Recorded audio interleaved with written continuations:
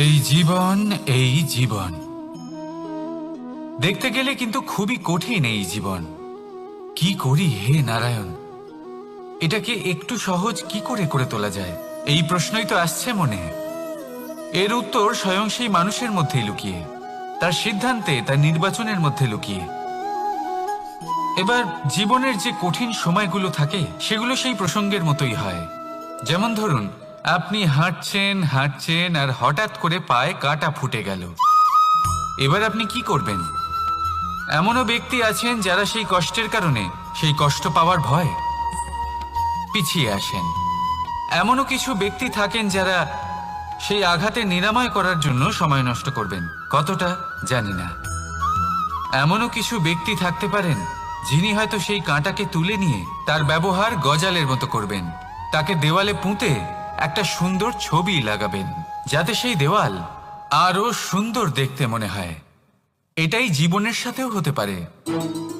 এবার দেখুন, জীবন হলো কঠিন নাকি অত্যন্ত কঠিন সেটা গুরুত্বপূর্ণ নয়, সেটাকে সরল করার জন্য আপনি কি করছেন সেটা গুরুত্বপূর্ণ।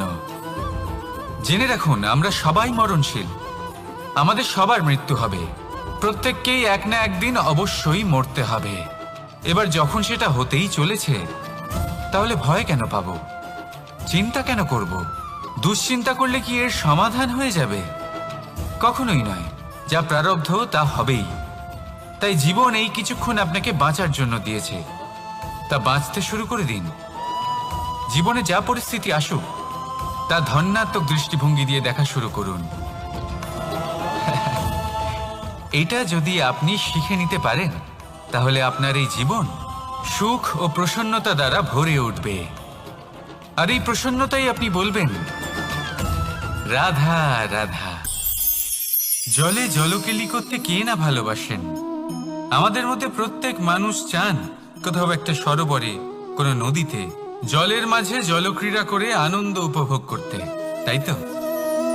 এবার বলুন, আমাদের মধ্যে এমন কে কে আছেন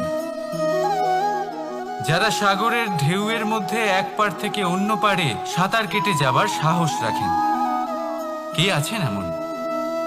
এবার এই কাজ তো হলো অত্যন্ত কঠিন। আমরা পার পছন্দ করি, জলকেলি করতে ভালোবাসি, কিন্তু পাড়ের কাছে, সমুদ্রের ঢেউয়ে নয়।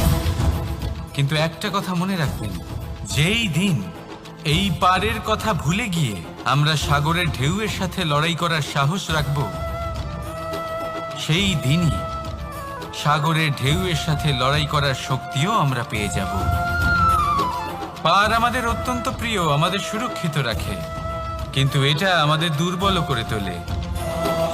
তাই এই পাড়ের মায়া ত্যাগ করুন আর সাগরের ঢেউয়ের সাথে লড়াই করার সংকল্প নিন। নিজের প্রতি বিশ্বাস রাখুন, তারপর দেখুন কি হয়। সফলতার শিখরে আপনার এই জীবন পৌঁছবে আর ভালোবেসে বলবে, রাধা রাধা। মানুষ যখনই নিজের জীবনে নতুন কিছু করতে যায় তখন ভয়ভীত হয়ে থাকে। ভাবে, যদি আমি অসফল হই তাহলে কি হবে, কে কি ভাববে, কেউ আমাকে দেখে হাসবে কিনা। যদি আমি আমার মতামত দিই, তাহলে বলবো, এইসব পরীক্ষার সম্মুখীন হতে কখনো ভয় পাবেন না। কারণ যাই হোক না কেন, পরিণাম দুটোই হতে পারে। একটা হয় আপনি জিতে যাবেন, দ্বিতীয় পরিণাম আপনি হেরে যাবেন। খুব সোজা। যদি জিততে পারেন, আপনি সবাইকে নেতৃত্ব দিতে পারবেন, কিন্তু যদি আপনি হেরে যান, তাহলে আপনার কাছে সেই অভিজ্ঞতা থাকবে যা দিয়ে আপনি আগামী প্রজন্মের পথপ্রদর্শক হবেন। এবার ভাবুন, এই অভিজ্ঞতা দ্বারা আপনি কাউকে সাহায্য করছেন, যা দিয়ে সে নিজের স্বপ্ন পূরণ করতে পারবে। খুব পুণ্যের বিষয় এটা। একটা সহজ কথা জেনে রাখুন, জয় হোক বা পরাজয়, দুটো একই দিকে নিয়ে যায়, আর সেটা হলো জয়ের দিকে। শুধু নিজের দৃষ্টিভঙ্গি শুভ করে তুলুন, আর নিজের পরীক্ষাগুলিকে সীমিত করে তুলবেন না। নিজের এই সীমাগুলিকে আহ্বান জানান, নিজের ব্যক্তিত্বকে বিশাল করে তুলুন, শক্তিশালী করে তুলুন, আর আমার সাথে ভালোবেসে বলুন, রাধা রাধা। পরীক্ষা এমন একটা শব্দ যেটা শুনে সংসারের বেশিরভাগ মানুষই ভয়ভীত হয়ে পড়েন। কারণটা কি? অসফলতার ভয়। পরীক্ষা এই শব্দের যদি আমি অন্য দিকটা দেখাই, তার তাৎপর্য এই নয় যে আপনার দুর্বলতা সবার সামনে তুলে ধরবে। এটা তো হলো সেই যুক্তি যা আপনার বল, সাহস, শক্তিগুলি সবার সম্মুখে তুলে ধরবে। আগে হ্যাঁ, এটাই হলো সেই যুক্তি। আপনি নিজেই কখনো দেখবেন পরীক্ষার সময় আপনার অন্তরের অনেক গুণ বাইরে বেরিয়ে আসে। এমন কোনো শক্তির উদ্ভব হয় যার বিষয়ে আপনি নিজেও জানতেন না, ঠিক কিনা? তাই এই পরীক্ষাকে কখনো ভয় পাবেন না। বিশ্বাসের সাথে নির্ভীক হয়ে এটার সম্মুখীন হন। দিনের শেষে এই পরীক্ষা শুধুই আপনাকে উজ্জ্বল করবে, আপনাকে আরো শ্রেষ্ঠ করে তুলবে। তাহলে আসুন আমার সাথে ভালোবেসে বলুন, রাধা রাধা। এই সম্পর্ক হলো গুরু এবং শিষ্যের। গুরু হলেন ধনুকের সেই প্রত্যঞ্চার মতো, যিনি নিজেকে পেছনে রেখে শিষ্যকে তার গন্তব্যের দিকে এগিয়ে দেন, তাকে নিজের লক্ষ্য ভেদ করতে দেন, আর সর্বদাই কঠোর হয়ে থাকেন যাতে শিষ্য কখনোই নিজের লক্ষ্যচ্যুত না হয়। ধন্য হলেন এমন গুরু যারা শিষ্যকে নিজের গন্তব্যে পৌঁছেও দেন এবং তার সব কৃতিত্ব তাকেই দেন, নিজের শিষ্যকে, নিজের বাণকে। তাহলে আপনারা চিরকাল এরকম গুরুকে মনে রাখবেন, সর্বদা তাদের সম্মান করবেন, সর্বদা তাদের ভালোবাসবেন, কখনো জীবনে পিছিয়ে পড়বেন না আপনি। আসুন আমার সাথে ভালোবেসে বলুন, রাধা রাধা। আপনি কখনো আতর মেখেছেন?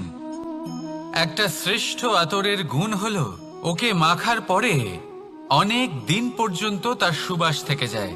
তারপরে আপনি বস্ত্র বদল করুন বা রেখে দিন, তার সুবাস থেকেই যায়।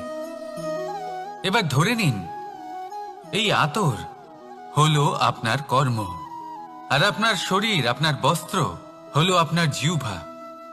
যত শ্রেষ্ঠ আপনার কর্ম হবে তত বেশি এই সংসার আপনাকে জানবে।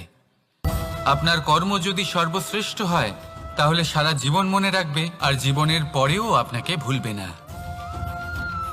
এই কর্ম ধর্ম ভেবে পালন করবেন, কারণ এই চিন্তা ভাবনাই সত্য হয়ে সামনে আসে।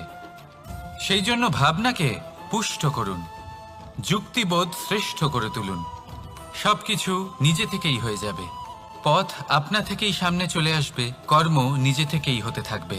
শুধু কর্ম ধর্ম মনে করে পালন করতে থাকুন, আর আমার সাথে ভালোবেসে বলুন, রাধা রাধা।